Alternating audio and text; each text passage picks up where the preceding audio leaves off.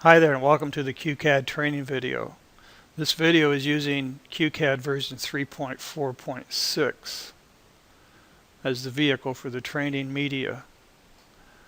Your version may vary slightly, but you'll find that most of the information presented here is very similar to yours.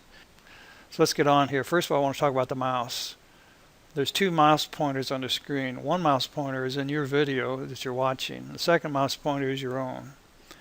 Anytime you're playing the video, move your mouse pointer off the video display area. This will reduce the confusion of having two mouse pointers. Second notice is that my mouse pointer has a yellow circle around it. This helps highlight the mouse pointer, makes it easy to find the mouse pointer. If I move it quickly over here, sometimes people lose track where the mouse pointer is. The yellow circle helps you find it. The yellow is a translucent yellow and it doesn't show up in the black area, which is good because we don't want the circle distracting from the drawing details anyway. The other point I want to make is that if I left click with my mouse button, you'll get a blue ring that appears around the mouse. Left click, left click, left click. If I right click, you get a red ring. Right click, right click, right click.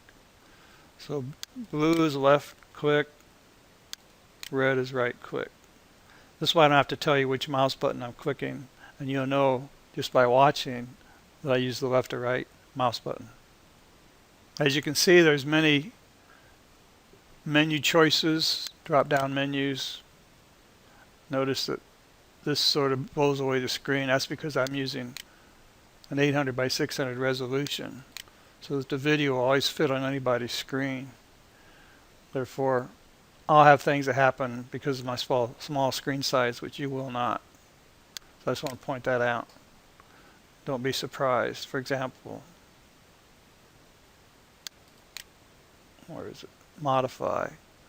These 1, 2, 3, 4, these 5 items would normally be down at the bottom of the list here on a normal size screen, but this screen is extremely small, therefore it has to wrap it over, and that's why it looks different. In addition to the drop-down menus, we also have these icons up here, quick reference icons. Notice the grayed out ones. That means that there's no function selected that can use it right now. So the program takes care of you. It keeps you aware of what you can and can't do. Over here on the left-hand side, we have the tool listings. For example, if you want to draw a line, you select the line tool, and there's various types of lines we can choose from here. And we'll just pick this line. And now to draw the line, there's going to be conditions to the drawing, and these are the conditions we're going to set. We'll get into this later. I just want to give you a quick overview of what's happening here. Our training philosophy is not to take you through every possible configuration there is. And it's not to take you through every tool, every drop-down menu, and explain every little feature, because that just drives you crazy. Instead, we're going to use a very limited number of tools in the beginning. We're going to show you how to use those limited tools. We'll continue adding tools throughout the training course. By the end of the training course, you will have used all the tools, and you should have a thorough understanding of how to operate Qcad.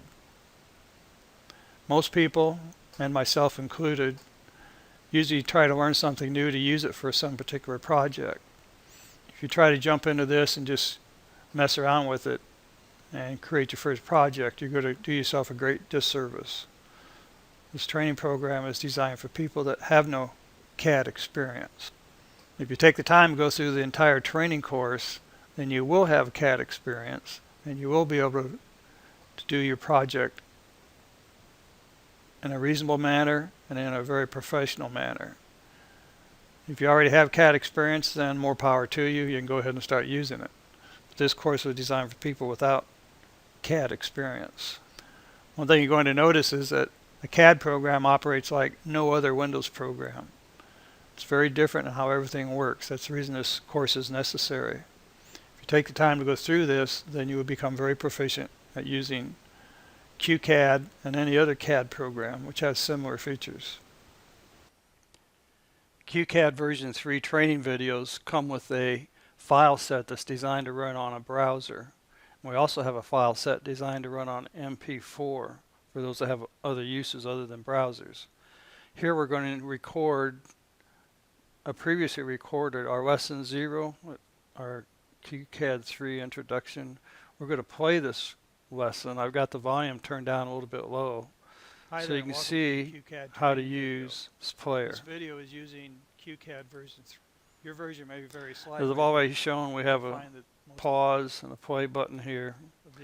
We have a timeline here at the bottom which tells us we're 22 seconds into a 17-minute video. And we have a volume level. The volume level, we recommend that you leave it up maximum. The reason we think you should keep it maximum is because then you can set your system volume on your computer to whatever level you want, and all the lessons will be at the same volume level. You don't have to adjust it for each lesson. So that's our recommendation on the volume level setting. Right here we have a table of contents. We can make it go away, we can bring it back. Over here we can select various topics within each lesson. Notice the browser player topic. Let's go to one, my small screen. Well, I'll turn the volume up so you can hear that I'm changing topics here. Notice that this sort of, when you first start up Qcad, it's going to go to whatever it was last saved as, green. Now I have a property editor that's docked over here on the right hand side. The property editor can be resized right here to give you more. Our training philosophy is not to take you through every possible configuration there is, and not to take you through every tool. Okay, so that's how you control the player that comes with the browser file set. We'll continue adding tools throughout the training course. Video that you're watching. Okay, now we're looking at an MP4 file. You have to have your own MP4 player, which most all PCs do. And if you don't, then you have to use the browser version. But you notice the control panel is different. It's whatever the player uses. In this case, we have a pause button here. We have a volume This helps control. highlight the mouse pointer, makes it easy to find the mouse pointer. And we do not have a table of contents. So that's a disadvantage. You don't get a table of contents when you run the MP4 files. So it's your choice as to which one you want to use. Some of you may have noticed that the colored ring when I left click with the mouse is different color than it was in lessons 0 through 17. That's because for lesson 18 and above, I converted from Camtasia 6 to Camtasia 8. And Camtasia 8 does not let me control the color rings when I do a mouse click. So in this particular case, you're going to see the left click. The left click always gives me red, and the right click always gives me blue. That's for lessons 18, 19, 20, 21, and 22. All the previous lessons, it's reversed. I'm sorry I can't change that because version 8.6 does not allow us to edit the cover for the mouse clicks. Another difference you might notice above lesson 17 is that I no longer have the mouse cursor highlighted because the highlight now passes through the drawing area and it's very distracting to the drawing area. So I just turn it off completely. By lesson 18, you pretty much know how to follow the mouse anyway because you know the program, you can anticipate what's coming next. So we really don't need the mouse highlighting any longer. So I just want to point out these slight differences. They're out of my control, has to do with the program itself, and those limitations are in effect above lesson 17. When you first start up Qcad, it's going to go to whatever it was last saved as. In other words, there's a configuration file, and if you change the configuration settings, then it will always honor those new settings. So I've mucked around with this. I've changed the default settings. And then if you're like me, you probably played with your version and changed some of the default settings also. So in order for this training course to be effective, we need to have the same screen on both your computer and my computer. So let's make that happen. So first we'll close the existing Qcad. These instructions are for Windows 7. If you have a different operating system, then you'll have to find your own way to do this. But on Windows 7, if you click on your local disk, then you click on the users, then you click on your username, click on application data, click on roaming, Go down here and find Qcad. You will find a Qcad3.ini. That is a configuration setting file for Qcad version 3.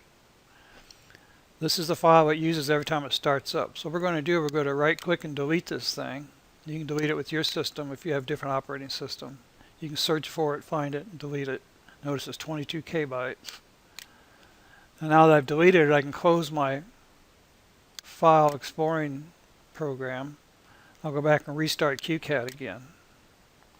Notice now we get the first start screen. I want you to get to that point. We'll use inches. We're going to use custom for default paper size, and these two stay the same. Click OK. At this point, we both have the same screen. Mine's a lot smaller than yours, most likely. But you notice this property editor is separate from the Qcad screen. So what I want to do, I want to first of all delete this layerless screen. We won't use that much in the beginning, so just click the X, it deletes it. Next, I'll take the property editor, I want to bring it over here, and I want to slip it in right here beside the drawing screen. That's called docking a list.